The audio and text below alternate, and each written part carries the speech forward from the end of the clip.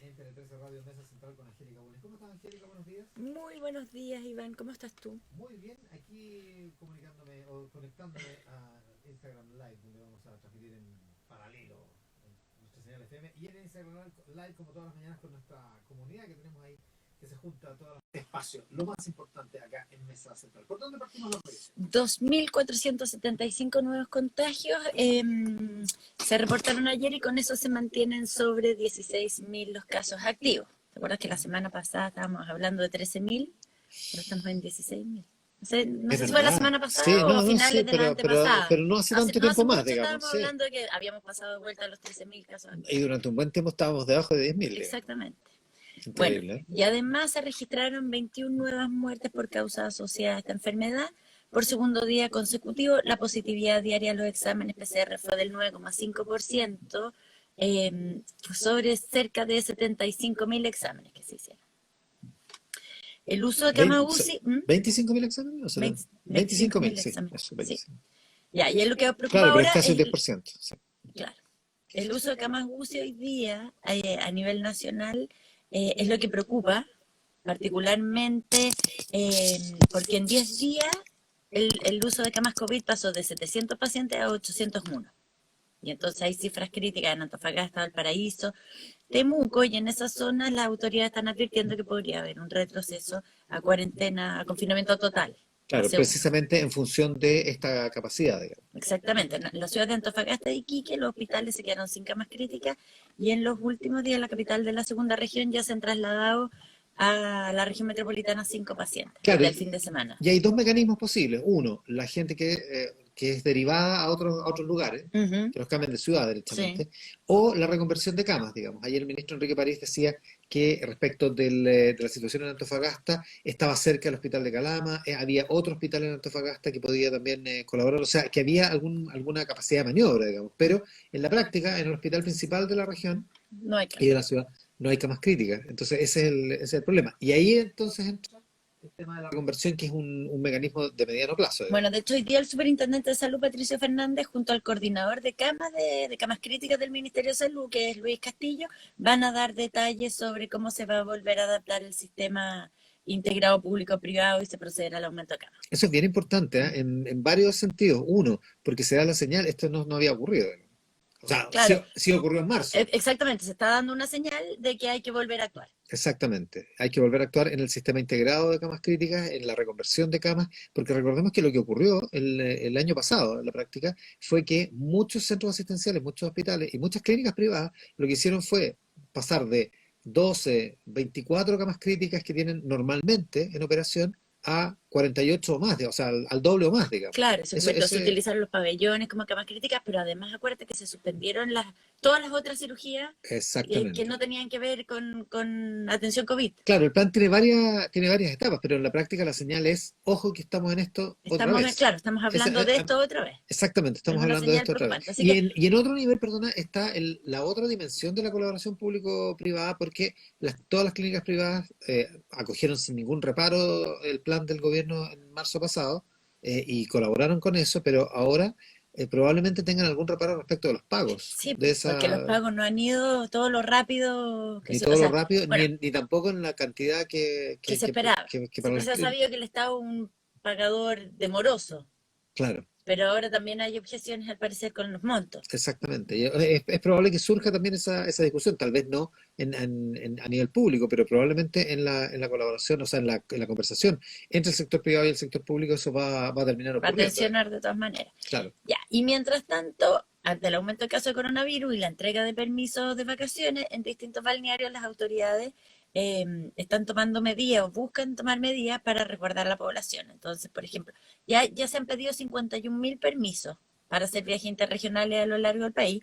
Eso dicen los carabineros, y los destinos más solicitados fueron para ir a Coquimbo, La Serena, Altavo, Algarrobo, El Quisco y Valparaíso. Ahora, esto fue muy intenso el primer día y Sí, y ayer bajó el ya bajó, segundo. claro. Sí. Hay un montón de gente que estaba Tiene esperando sentido, ese digamos. permiso, que fue, el primer día fueron 40.000 permisos y ayer ya decayó. Y entonces, ante esto se denuncian aumentos de las fiscalizaciones para asegurar, por ejemplo, el uso de las mascarillas y la distancia social, distancia física más bien, Distancia en, física. en las playas.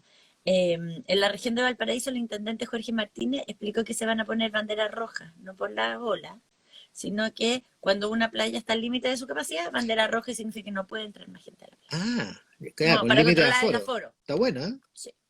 Y el alcalde de Algarrobo, José Luis Yáñez, se quejaba ayer de que tiene 4.000 veraneantes y ningún inspector de salud.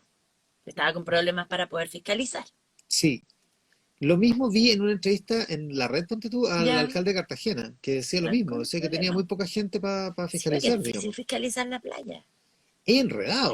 O sea, No, si te llega un mar humano, digamos que el ¿cómo lo COVID haces? nos ha hecho ponernos creativos en términos de fiscalizaciones y restricciones. Oye, y hablando sobre una noticia interesante hoy día es que el ministro de Justicia, Hernán Larraín, y el director del Registro Civil anuncian que a partir de ahora la obtención de la clave única será 100% en línea.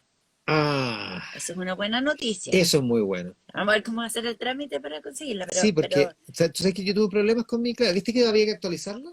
sí, Por el hackeo. porque el hackeo que hubo hace Ya, como dos entonces meses, la actualicé y cambié la clave y por supuesto se te olvidó la se me clave. olvidó anotar, en fin, ya. Entonces, como que tuve un momento de incertidumbre y como que ¡Mi investigué cómo clave! hacerlo, mi clave, y dije, la tengo que saber de nuevo. Y ya, no alcancé a llamar al teléfono, pero empecé a cachar cómo se saca. Y el paso uno es vaya a un tótem Claro. o vaya a una Vaya oficina a una oficina del del... registro civil. Pero para cambiar la clave, o sea, para Ahora, yo la recuperar saqué la en un clave tótem, ¿eh? perdida, Entonces, es más eso sencillo, eso es es digital. un mail. Claro, lo que pasa es Tienes que que tener sí, registrado un mail. tengo registrado un mail, pero justo el mail no es compatible con con el del registro civil, entonces no llega el mail. Entonces iba a tener que llamar por teléfono, pero finalmente lo solucioné. Lo de la solución. Sí, lo logré, pero ojo, para empezar el trámite, hasta hoy, hasta esta hora, 7:16, es físico. Sí, En un por tótem o eso, en por el eso es registro civil. importante esta Es muy pauta, que creo que importante. es una pauta tempranito, creo que ahora a las 7:30 de la mañana, si no me Excelente. Es equivoco. una buena noticia. Sí, ya. Y mientras tanto, el ministro París dice que la vacuna de CoronaVac de la farmacéutica china, Sinovac Sinovac, Biotech, ¿sí? llegaría a nuestro país las primeras partidas entre el 23 y 24 de enero. Entonces, eso permitiría seguir ampliando el proceso de vacunación eh, al resto del personal de salud Claro, eso en 3 semanas más, en tres digamos. semanas más. Y Claro, la claro. próxima semana deberían llegar como 90.000 más dosis de Pfizer. La próxima semana, claro, porque lo que hay ahora permite garantizar la segunda Segunda dosis, dosis la tienen de guardadita, aproximadamente 10.000 porque eso funcionarios de salud, digamos. tiene que ser como las 3 semanas de la Claro, primera son 3 semanas inoculación. desde la Navidad. Claro, entonces están guardadas en una bodega. Acuérdate que las cajas eran chiquititas y no se necesita mucho espacio, Lo que se necesita es mucho frío. mucho frío, Como tal cual. en este estudio podríamos guardar Este estudio podríamos guardar la la vacuna de vacuna. Pfizer. Sí. Ya, eso, 7:18, ¿qué más? Es lo más importante con Angélica Bulnes por Instagram Live y por Tele 13 Radio. Hablemos del proyecto de indulto, que se ha convertido como en una suerte de papelón, ¿no? Un poco. Toda la situación de Sí, las ¿no? cifras, Sí, algo no ha estado bien ahí. algo no, sí, Algo no. algo no cuadra ahí. El Poder Judicial ayer, como habíamos anunciado, entregó ayer las estadísticas de prisiones preventivas en causas originadas por el 18 de octubre. Según informó la ministra vocera de la Corte Suprema, Gloriana Chevesic, al 11 de diciembre de 2020 habían 26 civiles y 11 agentes del Estado en reclusión por delitos cometidos en el contexto del O estallido sea, social. 37 personas. 37 personas. Ya, y de los 26 civiles, 17 tenían condenas previas. Y entre los Ya. delitos por los que estaban siendo analizados se encuentran desórdenes, interrupción de libre circulación, lanzamiento de objetos a la vía pública, robo en lugar no habitado, incendio, robo en ocasión de calamidad, entre otros. Y en todas las causas se han realizado audiencias de revisión de las medidas cautelares, o sea, de ¿Ya? la prisión preventiva, en promedio 3,4 veces. En En promedio. promedio. ¿Ya? Ya, pero pues, los Ok, promedios tú ya. sabes que Ok, son pueden ser engañosos. Ya, engañosos. Ya, pero ha habido revisión de cautelares, digamos. exactamente. Esto es por una corte superior. Claro, la Claro. revisión. Ya. Y la fiscalía, ¿te acuerdas que la fiscalía en el Congreso fue a presentar estos datos antes de ayer? Y ¿Ya? ayer como que los comunicó oficialmente y dijo que hay 175 personas con detenciones preventivas, 98 imputadas por cometer un delito y 77 por cometer dos o más.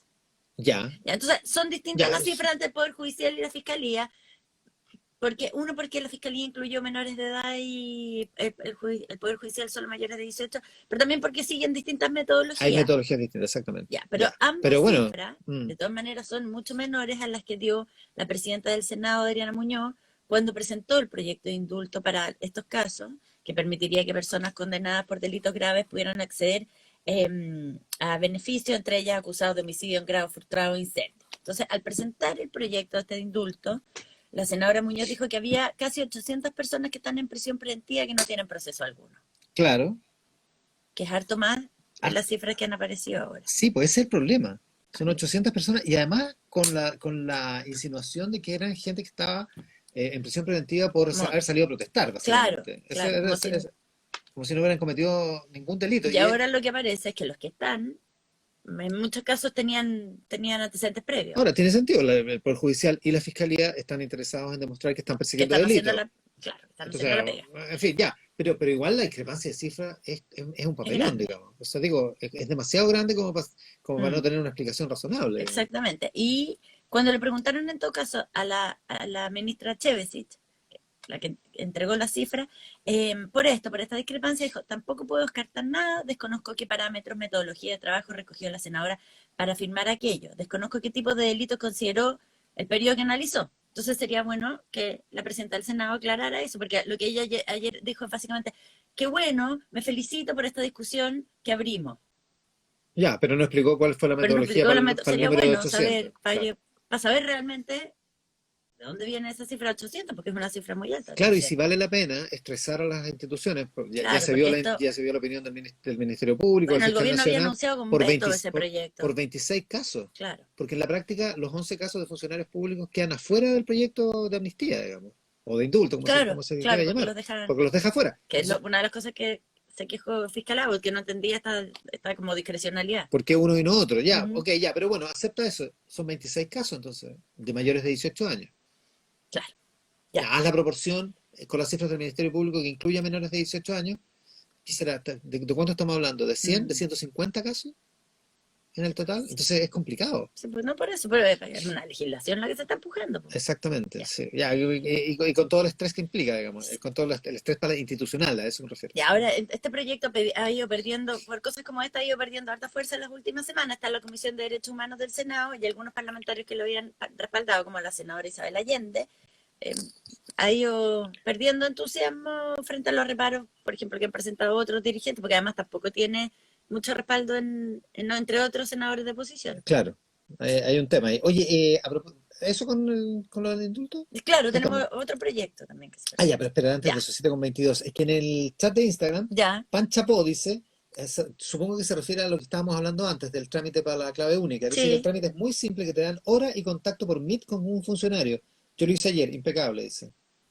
Que esa es la solución. ir presencialmente. Ah, No, hora por Meet. te hacen un Zoom. El Zoom de Meet Sí, es el Zoom de de Google, ¿no? Google, Sí, sí. sí. Ah, no sabía que tenías una reunión. Me habían contado que, por ejemplo, para ciertos trámites con el registro civil, claro, te dan una hora por Zoom. R. Salvo P dice que lo demuestre la corte con nombres y apellidos porque no le cree a las cortes. Bueno, ya, en Ya, fin. Ahora, si fuera mi privacidad, yo no sé si me gustaría que saliera un informe como formalizado por... Bueno, en fin. ya, Ya, ok. ya. siete Pero con 23. eso era con el proyecto de indulto, porque por otra parte, diputados del Frente Amplio, del Partido Comunista y del Partido Socialista presentaron ayer un proyecto de ley para derogar las leyes antibarricadas, la ley de seguridad interior del Estado e incluso la de control preventivo de identidad.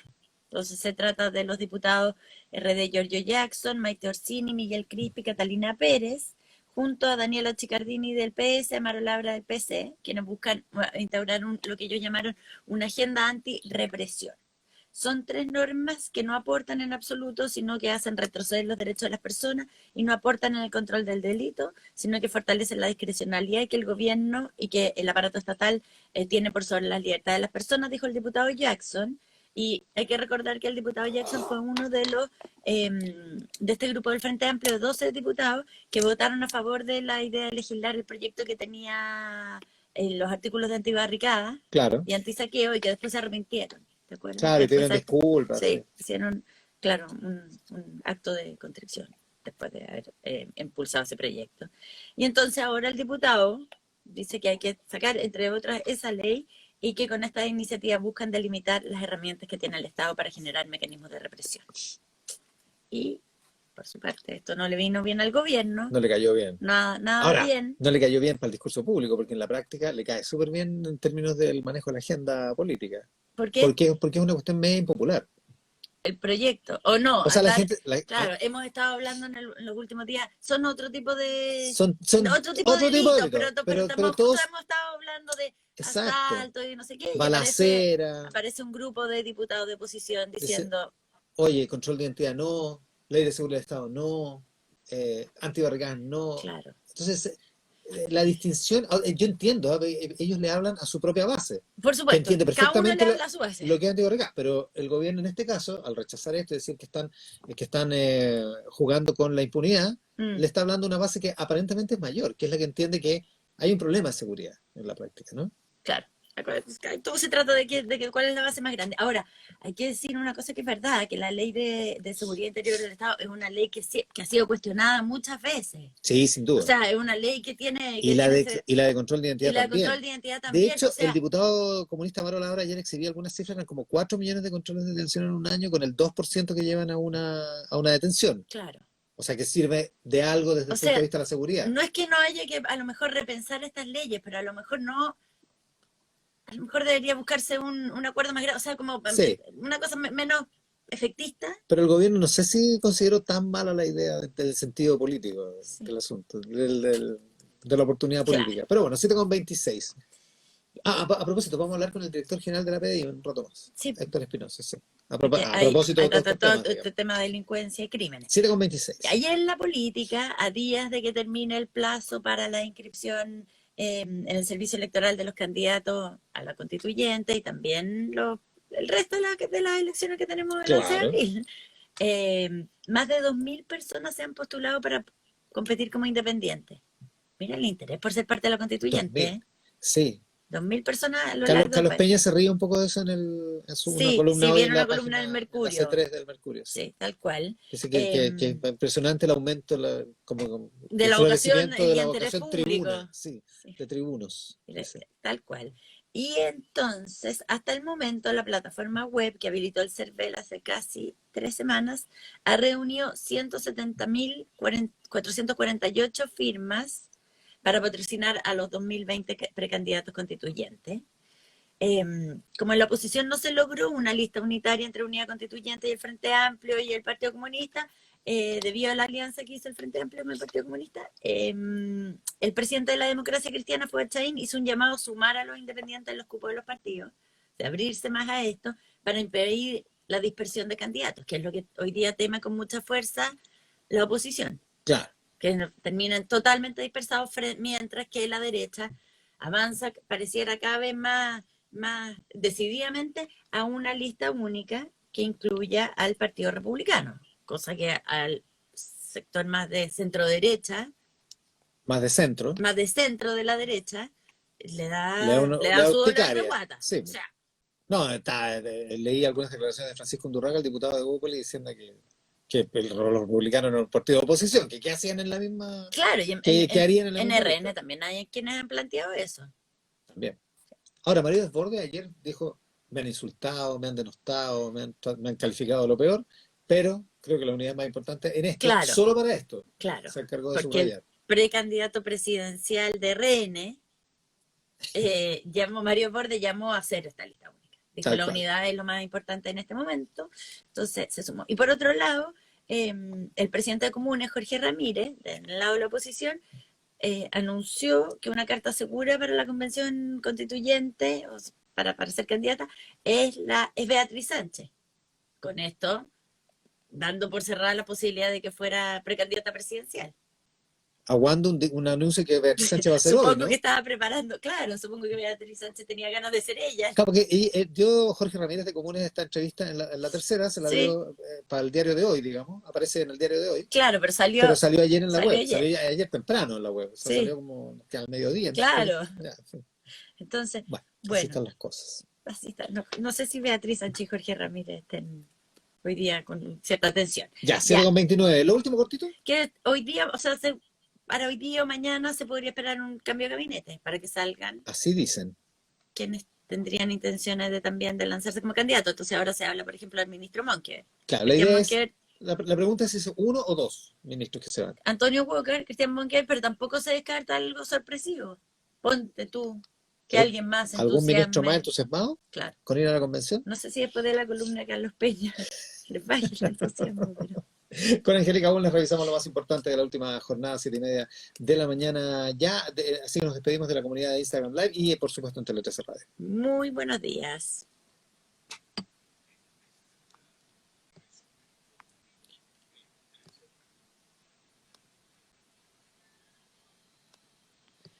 UCI al límite.